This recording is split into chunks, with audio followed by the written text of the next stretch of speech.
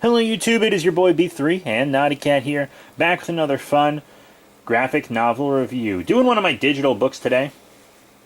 I've been getting a lot of trades digitally, simply because it's much cheaper and storage has become a problem when it comes to trades for me. So, digital it is. But today, we are reviewing Edge of Spider-Verse. Yes, Edge of Spider-Verse. Sorry, that was a lie. Edge of Spider-Geddon. I already reviewed Edge of Spider-Verse. Today we are doing Edge of Spider-Geddon. Very happy to finally get around to reading this. I bought it a while ago, but I'm just now getting to my review. So, much like Edge of Spider-Verse and Edge of Venomverse, it is simply a collection of stories about certain spiders in their home dimensions before they get recruited to fight the Inheritors. Or Poisons, if you are referring to Venomverse. So I'm going to read you the back of the book real quick. Every world has its spider. Spider-Punk is back, and better than ever, tackling his home dimension's problems with arachnid attitude, and witnesses to the next chapter in the life of Peony Parker, aka the fan-favorite SPDR. But the amazing, spectacular, alternate reality heroes don't stop there. In one universe, when Uncle Ben is shot in a mugging, Peter Parker's radioactive blood donation turns Ben into a spider hero, too. And then there's the Earth, where industrialist Norman Osborn receives the arachnid bite. And changed the world as a very different Spider-Man. But what's superior to a spider? An octopus! Jeez. And you won't believe what Otto Octavius, in his new body, is up to as the savior of San Francisco. Experience the stories that set the stage for the Spidey event of the year, Spider-Geddon. Yeah, very happy to have a Spider-Verse sequel, because I adored Spider-Verse. So, this is collecting Edge of Spider-Geddon 1 through 4, and Superior Octopus number 1. Now, last time, in Spider-Verse, we had a 1 through 5 Edge of, but Superior Octopus number 1 kind of looked like it was going to be the start of an ongoing for Otto, but it was secretly just an extra Edge of Spider-Verse. So, and then, he, in the Spider-Verse, sorry, I'm going to do that 1,000 times. In the Spider-Geddon event, which is what I'm going to review next, by the way, so hit that subscribe and notification bell. In the Spider-Geddon event, he actually decides to take up the mantle of the Superior Spider-Man again, and then we never see Superior Octopus again after that. So you had Superior Octopus number 1, and then right after Spider-Geddon, you had Superior Spider-Man number 1. So, they should have just called it Edge of Spider-Verse the Superior Octopus or something. But they did it that way. I thought the Superior Octopus would appear in Volume 1 of Superior Spider-Man, which we'll also be reviewing when it comes out. And it might still. Because that would be a good idea to also put it in there. But it was in here, and I'm kind of happy for that, because I did need to read it before the event.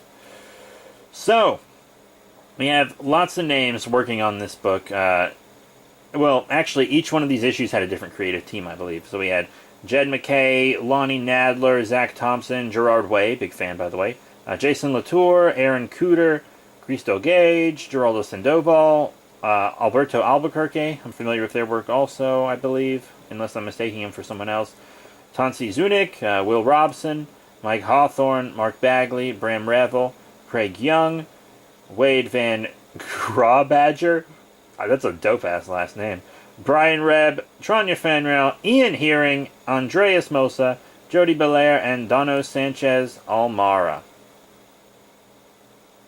Rad. Very rad.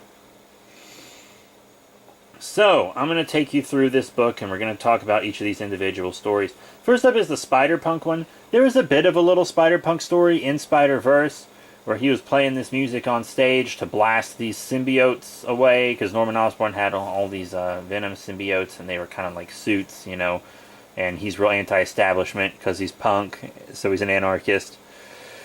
And he has, like, he's beating the crap out of this Thor-like dude. And then Kang the Conqueror shows up, but it's actually Kang the Conglomerator, so he actually just is a big business type dude, and apparently in 2099 he's like selling Spider-Punk's likeness because Spider-Punk's very marketable and relatable, apparently. Spider-Punk doesn't like to be called Spider-Punk. Everyone calls him that because it makes him easier to differentiate and point out, but he likes to be called Spider-Man. But then there's like a Captain Anarchy who like wears America's colors, but is also an anarchist, and that's kind of a clashing message, which King the Conglomerator points out. And then there's kind of an anarchist Hulk too, who's kind of cool actually. I really like the anarchist Hulk. But I didn't like this story as much as I did the very small one that was in Spider-Verse. But it's still good, you know. My girl Mayday shows up at the end. I've loved Mayday since I was in elementary school. And then we have another SPDR story. She was in the last Edge of Spider-Verse because her first appearance was Edge of Spider-Verse issue 5. Did I sell that book? No, I think I still have it. I kept my Edge of Spider-Verse books. But I sold all my other Spider-Verse stuff. Except for my trades, which I do still have.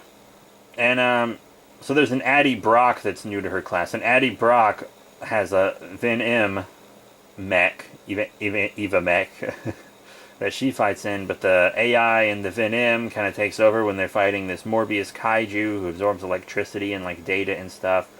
So Venom kills Morbius, and then SPDR has to fight Venom, and May hops in, and I think there's some kind of... Like, I think what happened to Addie and May that made them disappear in Vin N was the same thing that happened to Peeny's father, because May seemed like she was familiar with what was happening, and she was like, Ben, how could you? You didn't fix it. It's like you didn't even try, blah, blah, blah. Some stuff like that. So Ben was feeling real guilty, and Peeny's having, you know, teen troubles, etc. And it was good, you know. I really liked it. Nice progression of her story, I feel like. But then, of course, Spider-Ham shows up, and I think he's the one that recruited her last time, or he was one of the ones that recruited her. I think someone else showed up, too. And then, we also have a story about Spider-Pete and Spider-Ben. So it's like a much younger Peter Parker, like maybe an elementary or middle school Peter Parker. Very young. And Uncle Ben gets shot, but Peter's nearby when it happens, goofing off as Spider-Man. And he kind of gives Ben an emergency blood transfusion, which gives Ben spider powers. And it's kind of a cool team-up, because Ben's all gruff and stuff, and Peter's all, you know, happy and etc. So, but it kind of gets real dark real fast. He almost kills Kraven. Because Kraven buried Ben alive and, like, drugged the regular Spider-Man, which would be Peter.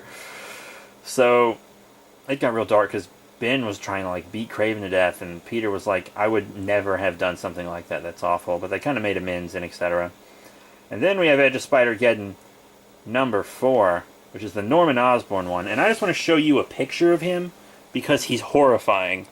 He has 6 arms, this dark costume. He's always in these creepy poses. So Oscorp basically runs the world in this. And Peter and Harry were kind of like on a team, because Harry was doing some corporate type business stuff for the company, and Peter was doing sciencey stuff for the company, and they were both trying to sabotage things on their different end. But Norman found out Peter was sabotaging stuff and had him killed. But Peter sent a letter to Harry first, saying, you got to stop your dad, because the only reason you would be getting this letter right now is if I'm dead. And then there was like this goblin armor thing that he made for Harry. So the Green Goblin in this world is more of a good guy, and Spider-Man's more of a bad guy. But the spider powers seem to help Norman pretty much take over. And he has this warped cosmic cube, so he's trying to gain all this power. And we're definitely going to see him again. In fact, at the end of the next trade, it's kind of implied that he's going to be a Superior Spider-Man villain, I believe. Which would be pretty rad, because they're both arrogant, genius assholes with spider powers.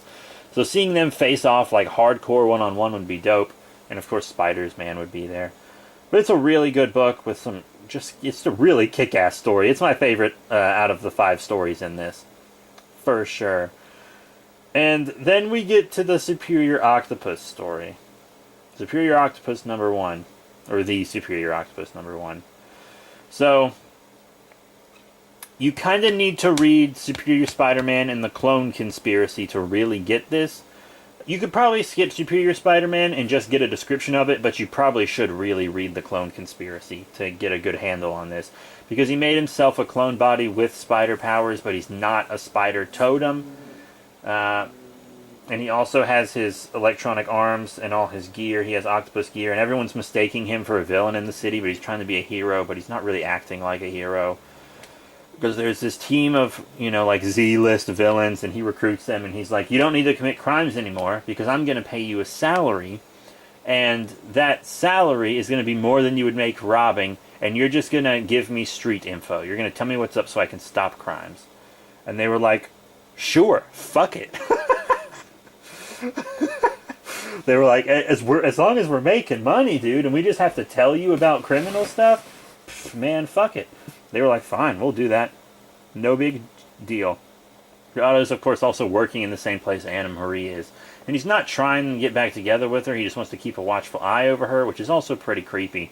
And it seems like in this issue, she does figure out who he is very, very quickly. Because she sees a news report of him as the Superior Octopus, and she's like, no way he's in town. And then she looks up at him through the glass while he's in his alter ego, because he's not walking around as Otto Octavius, obviously, because he'd be a criminal, and she'd recognize him. And he has this fancy new body, and she's like, that's him. Because he acts like him, and he's, near her, and etc. It's not a bad book. I think it could have been much better. It had the potential to be much better. It didn't feel like there were, I don't know, but like Arnim Zola and like some clones and Hydra agents all come to fight him. Gorgon ends up turning him into stone and shattering him, but thanks to the Clone Conspiracy and also his Spider-Verse, he has like perfect cloning technology. So they kill the Superior Octopus, they kill Doc Ock, right? And then he immediately gets cloned with all his previous memories. Because the Inheritor tech and Ben Reilly's Clone Conspiracy tech made it just really easy. But the Inheritor signal kind of went out, and the Inheritors piggybacked on that, and it kind of caused Spider-Geddon. His cloning technology caused Spider-Geddon, because the Inheritors could piggyback on their interdimensional signal from their tech, and kind of clone themselves. So the Web Warriors are sitting around, and it's like, oh, geez. So as soon as the Web Warriors finished cleaning out Loom World, then the Inheritors revived. So that was pretty crazy. So yeah, I think I actually had more of an appreciation for the Superior Octopus the second time I read it through, because of course I read the book and then I reread it for the review. And I really appreciated the Superior Octopus book more upon the second reading. The first reading I wasn't too impressed, but the second reading I liked it a lot more. So yeah, that was Edge of Spider-Verse. Yay! That was fun, right? I thought it was fun. I thoroughly enjoyed making this video. And I always thoroughly enjoy talking to you guys, even though you can't respond back in real time. You could if I did it live, but I don't want to. So that's it. Thank you all very much for your support. Remember to rate, comment, and subscribe. Check out all the cool links in the description below. Facebook, Twitter, etc. If you want to see my Spider-Geddon review, it'll be next. So hit sub and hit that notification bell. Or check to see if it's already up. So that's it. Thank you all once again for your support. And I'll see y'all later.